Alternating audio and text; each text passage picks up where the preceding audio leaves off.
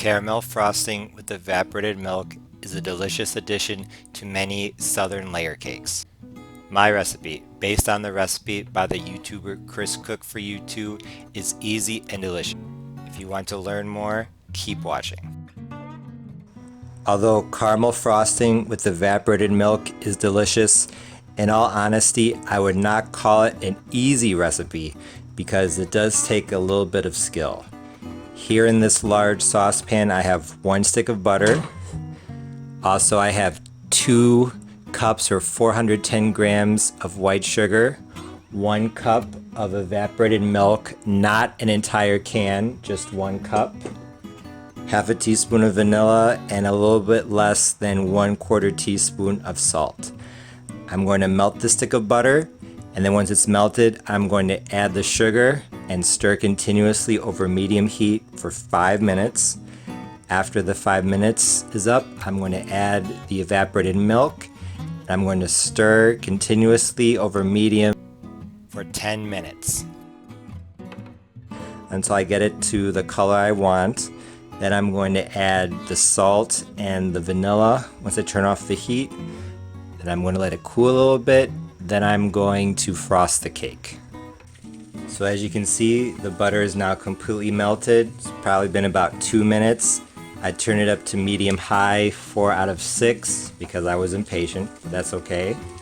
Now I'm going to add the 2 cups of white sugar, and it's on medium 3 out of 3, but you know what, I'll leave it there. And I'm going to stir continuously for 5 minutes over medium. It has now been 5 minutes since I added the sugar to the butter. It was on medium 3 out of 3 for half the time, medium high 4 out of 6 for the rest of the time. It was 3 out of 6 for half, 4 out of 6 for half. But cooking it on medium 3 out of 6 for the entire 5 minutes is simpler and easier. Now I'm going to add the 1 cup of evaporated milk, and be careful.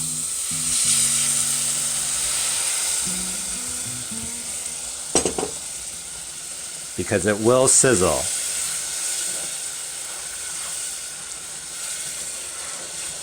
And now I'm just going to continue stirring, making sure that I scrape the bottom and the sides, because any of the sugar that stays clinged to the bottom or to the sides is probably going to burn. So I'm just going to stir continuously for, I'm guessing, probably 15 minutes. You want to make sure you use a nice deep pot like this. This is a non-stick, if I'm not mistaken. This is a pot I use for a lot of things. Lentil soup, stock. It looks a bit warm, but it's totally fine. And yes, I do make soup and things like that. I don't eat a whole cake every day.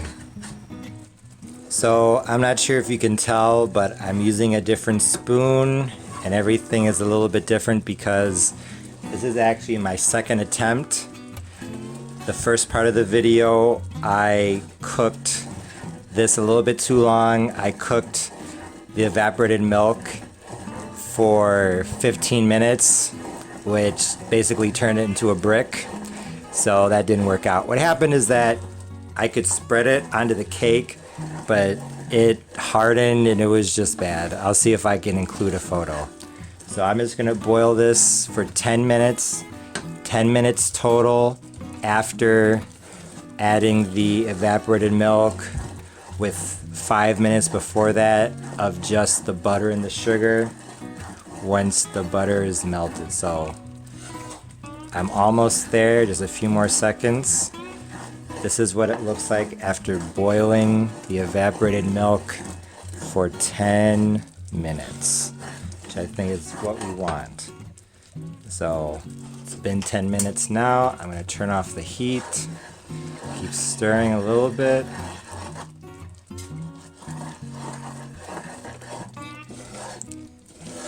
You can see it's very, very hot. Be very careful. I think you still need to keep stirring for at least a minute or so after you turn off the heat. And just like before, when I stir, I scrape the side, I scrape the bottom, all of that. It's starting to cool off. I'm going to add my 1/8 of a teaspoon of salt and my 1 teaspoon of vanilla. Stir that in. Now I'm going to let this cool a little bit before I start to ice the cake. I'm going to prep the cake. I'll show you that. So probably in 5 minutes or so, I'm going to start icing the cake. And I know you can't see it, but off to the side, I have a tomato pie cooling. So I'll see if I can include a photo of that. Is it? Yeah, I think I can hold it now. Whoa, still very hot. There was tomato pie. If you have not seen that video, please take a look at that. It's absolutely fantastic. So, like I said, I'll prep the cake and I'll be right back. It's been maybe 6 or 7 minutes since I turned off the heat, and as you can see, this caramel frosting is already thickening up. You want to work quickly when you frost this cake because this hardens very fast. So I want to show you how I prepped everything. I'm frosting my caramel apple cake, very delicious. What I did is I have a platter underneath here and I took parchment paper, you can use wax paper. I tore it into 4 strips, put those strips around the side, put the bottom layer on top of that, because this way, this is really runny, the frosting is really runny now, but once it hardens, it's going to be hard to clean. So all the excess frosting that runs off the side of the cake is going to fall into these pieces of parchment paper or wax paper. And then once you're done, all you have to do is pull them out and your platter is clean. So to start, all I'm going to do is literally just drizzle this in the middle, and in a few minutes you will see just how quickly it hardens. So I'm just going to smooth it out a little bit and see it's hardening, or at least thickening, almost immediately. So it's been maybe 10 minutes or so, not sure exactly, since I turned off the heat, and this is already thickening. So I would prep your cake before you even melt the butter, because like I said, this goes very quickly. I put about 1/3 of the caramel frosting on top of the bottom layer, and then with my knife, I'm going to show you what I did on the top. I just went around like this, and you can see it starts to fall over the side. It smoothens itself out. That's all that I did. And then I took my top layer, I put it on top.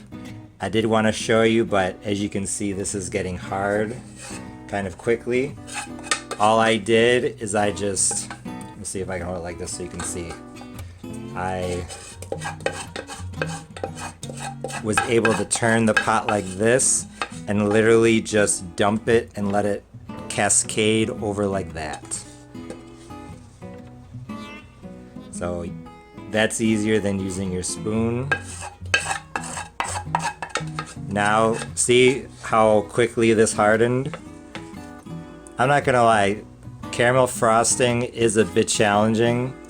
If you make a cake and you just want to put cream cheese frosting on and call it a day, even if it's something like a Kentucky jam cake that usually has a caramel frosting, I will not think less of you, because it is kind of tricky. I'm not going to tell you how many attempts this has taken. So I got it right last year, but then took a couple tries this year. But the key is to not overcook the frosting, and then move very quickly once everything is once the caramel frosting is done, frost the cake very, very quickly. And honestly, if everything is already ready to go, you could probably just wait 3 minutes instead of 5 or 6 before you start frosting the cake. That would probably be better. You might have to wait for it to thicken up a bit on top of the first layer, but then you have more time because, as you can see, time is of the essence with this. I bet you didn't think you would get that thick that fast, but it did. I cooked the frosting on medium 3 out of 6 the entire time. This is all frosted now, but I did want to show you the importance of working when it's hot. So as you can see, this hardened, and it's probably been 20 minutes since I turned off the heat, so it went very, very quickly. This right here, if you work with it once it's hardened and gotten somewhat stiff, you can really tell. So see right there, you can tell that I patched it up. If you want it to look nice, I mean, I'm just gonna eat it. Doesn't really matter, but if you want it to look nice, you really have to work the frosting when it's warm and just pour it down on the center of the cake and then spread it out very quickly. Otherwise, it's going to be obvious that you patched it up, but honestly, I don't think it really matters. I'm going to let this harden a little bit longer, then I'm going to pull out the sheets of parchment paper, then I'm going to put this in the refrigerator. I frosted the cake. Probably I finished totally 10-15 minutes ago. Now what I'm going to do is I'm going to pull out the parchment paper.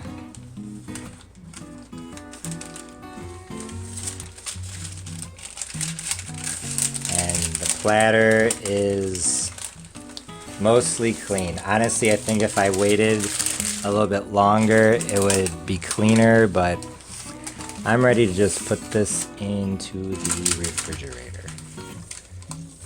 So I want to be able to eat this. So I'm going to put this in the refrigerator for probably 2 hours at least, if not 3, and then I think it will be good to go.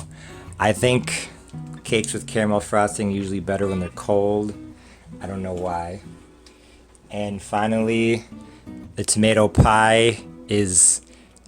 This isn't comfortable, but it's a lot easier to hold than it was previously, so that's going to be good. This southern caramel frosting with evaporated milk is absolutely delicious. Although in this video I used it on my apple caramel cake, traditionally it's used in Kentucky jam cake and caramel cake. Like I said earlier, this caramel frosting is really sweet, so even though you could put it on any cake you want, I think it's best on a cake where the cake itself is a bit tart, such as a lime cake or a blackberry jam cake or a lemon lime cake. It is definitely a bit more challenging than a cream cheese frosting, but it's also very delicious. I know the video may have been a bit confusing, so just to clarify, to make everything easy, I would just use medium heat, guess mark 3 out of 6 during the entire process. Start by melting 1 stick of butter, and then once it's completely melted, add the sugar and stir continuously for 5 minutes.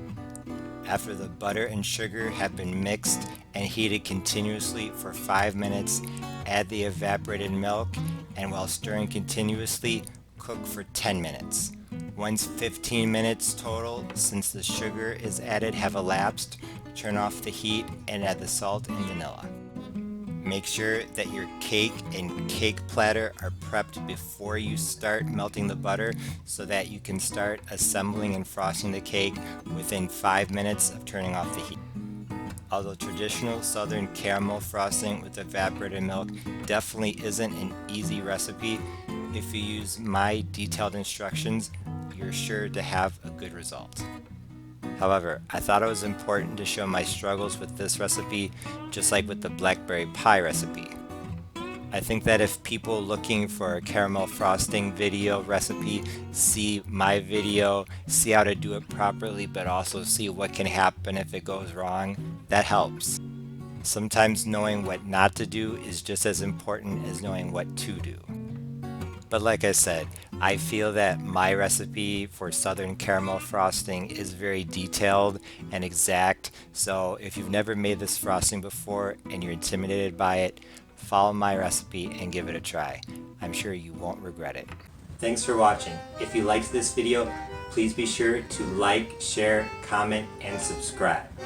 For more information about Argentinian food and southern recipes, please visit my website, parnellthechef.com, and be sure to follow me on social media. Right now, I'm most active on Twitter and Instagram. Once again, thanks for watching. See you next time. Bye.